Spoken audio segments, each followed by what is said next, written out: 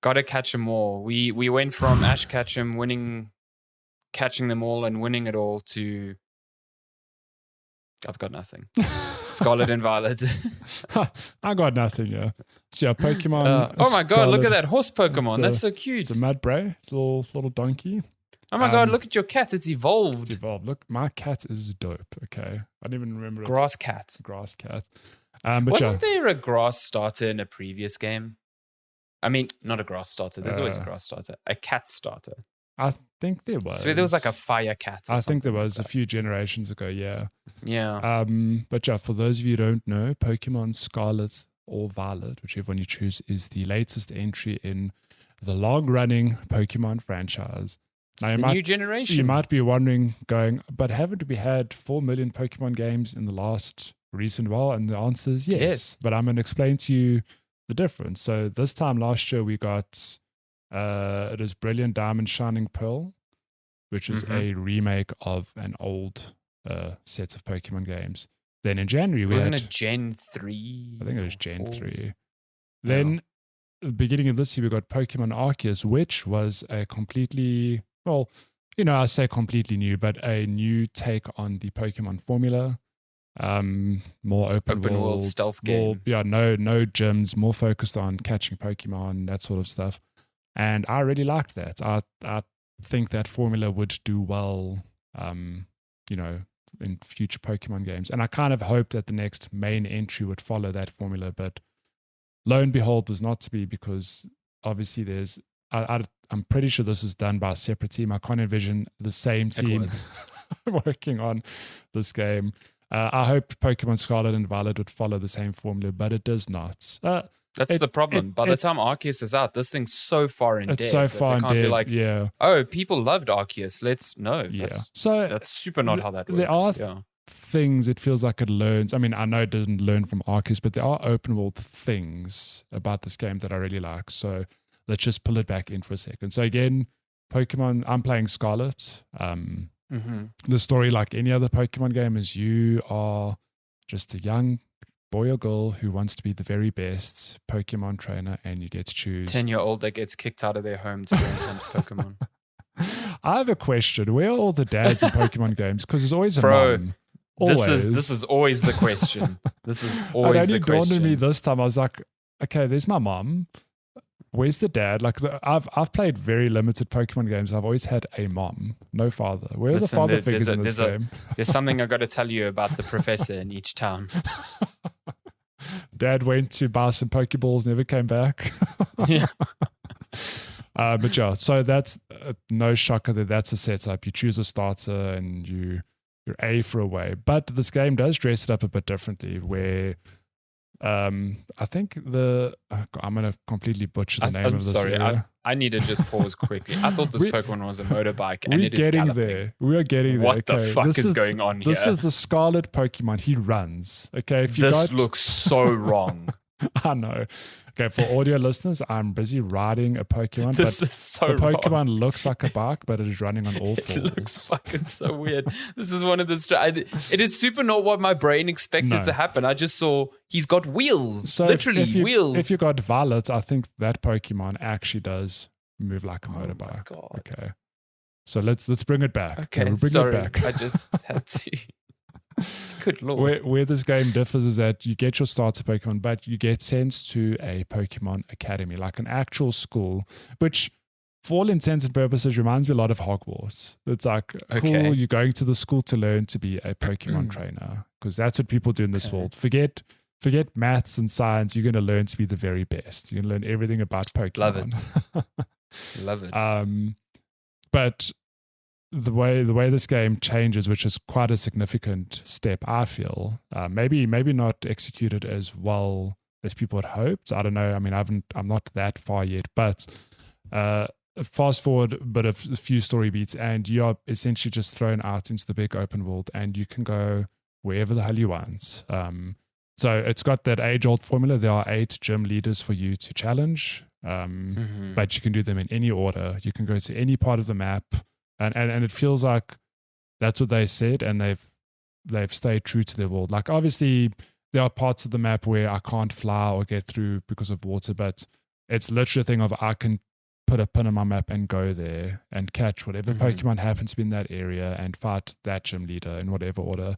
And it's like shockingly open. It's not I thought it would be like, oh yeah, okay, cool, I can go there, but there's going to be like a linear path to get to that gym leader, for example.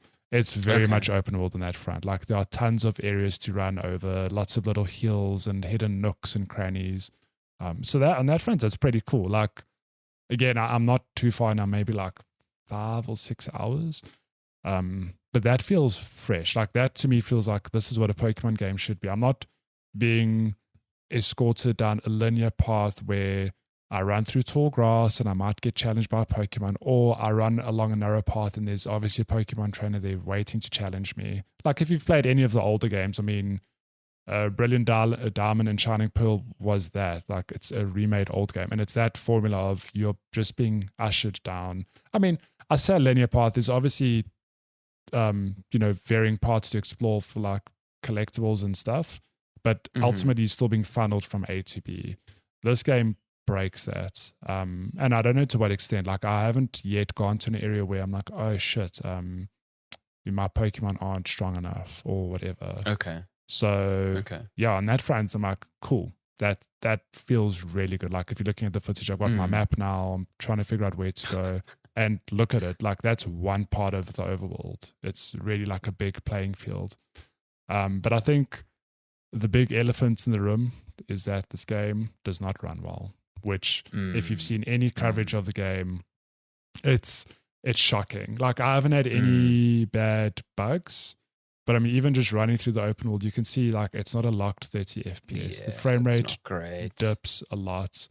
If I pan that camera too fast, you best believe there's going to be lag. The pop-in is insane. No, it's like I'm just watching, like not even far in the distance. It's like, I mean, even like if I look at this now, I'm looking at your screen now.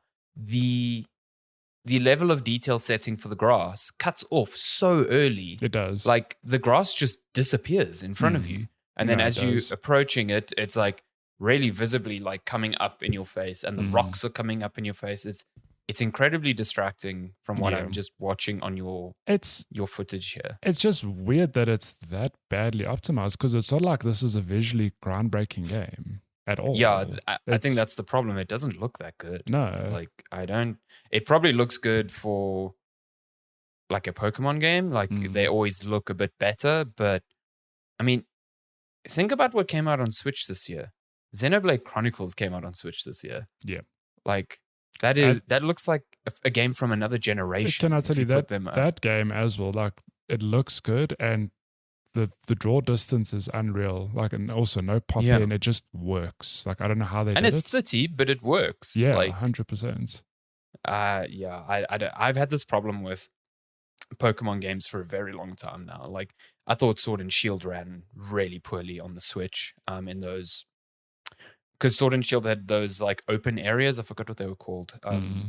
Anyway, those, whenever you went into those and you like crouched in the grass or something, it just fucking chugged like crazy. And I was like, what is going on here? And then Arceus, I haven't played that, but from what I've seen is kind of similar.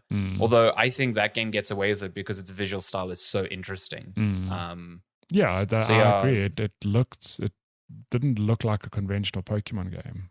Yeah, it looked pretty cool. It had that like sort of water paint, watercolor style to it. But this just looks bad. I'm sorry. And yes, people are enjoying it despite of that. That's fine. But you can still criticize that this thing, you know, for the most popular game on the Nintendo platform that Nintendo is putting up as their flagship, it is insane to me that they let this happen on a consistent basis. But that said, I am enjoying it. It's a Pokemon game. Like it's that good cycle of, you know, you sort of kit out your party, you move to your whatever gym leader, level up your party, maybe swap in 1 or 2 Pokemon, and you just get stronger. I mean, there are ideas here that you just described that kind of appeal to me, because I remember before this came out, I probably said I wasn't going to play this because I've realized that the Pokemon formula isn't one that entices me, because it's not that challenging and not that, I find it very repetitive. But the open world design sounds quite fascinating to me, and like maybe if they push forward with this sort of Yeah. idea in the future, then yeah, I still want to play Arceus. A lot of people say that that's the Pokemon game to play this year if you want something like new, a Look, new take on the it had franchise. problems too, but it was definitely something different. Yeah. Yeah.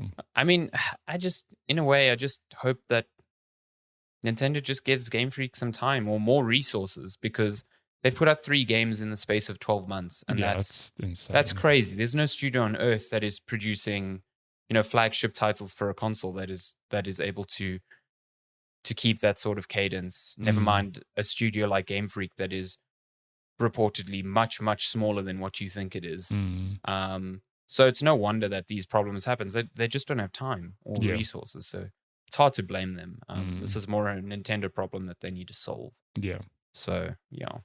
Sure, but I am having a good time with it, and I will definitely check back in as I carry on this journey to become the very best. I hope your motorbike learns to use its wheels. Oh, yeah, I wanted to just touch on that briefly. So the motorbike I'm riding that's another clever spin, well, clever inverted commas spin in the formula, is that this is the game's legendary Pokemon. So if you got Violet, you'd have a different Pokemon.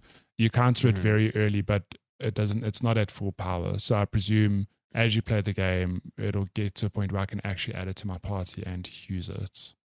So you can't use it at all now? No. The moment it's just my good running motorbike. Your good fucking galloping motorbike. Jesus Christ, it looks so wrong. It just looks so wrong. Oh, that's like some creepy pasta story brought to life. It's not very disconcerting. Whose idea was this? Very disconcerting. Don't like it at all. But yeah. That's my time with Pokemon Scarlet. I will definitely check back in future.